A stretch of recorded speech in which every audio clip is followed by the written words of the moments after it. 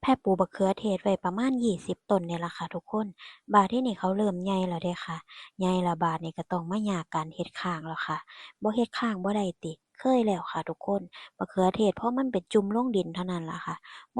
ดแดงเนาะค่ะเนาะไต่มันเฮ็ดให้เกิดความเสียหายค่ะบัดนี้ถ้ามีข้างเนาะค่ะเนาะเขาก็จะได้แบบผลผลิตที่ดีผลเขาก็จะสวยนั่นเองเนาะค่ะเนาะบัดทีนี้ข้างที่แรกบ่มีไอเดียค่ะว่าสิเฮ็ดจั่งใดแพรก็เลยคิดว่าอ้าวในเมื่อพื้นที่มันน้อย ก็เฮ็ดมันคือกันนี่ล่ะกับข้างบักถั่วเพราะว่าแพทย์ซื้อลวดมาไว้แล้วเนาะค่ะเนาะก็แค่เอาลวดขึ้นยึดตามข้างมันแค่นั้นบ่ได้ยากเลย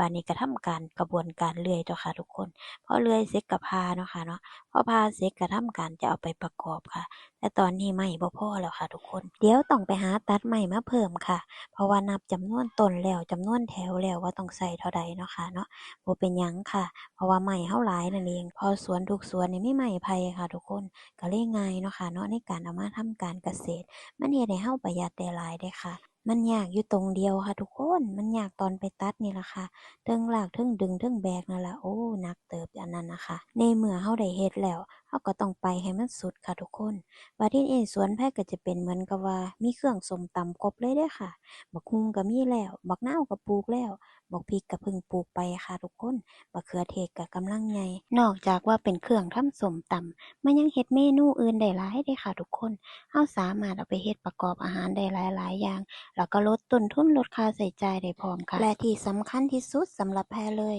คือแพรได้กินความภูมิใจค่ะ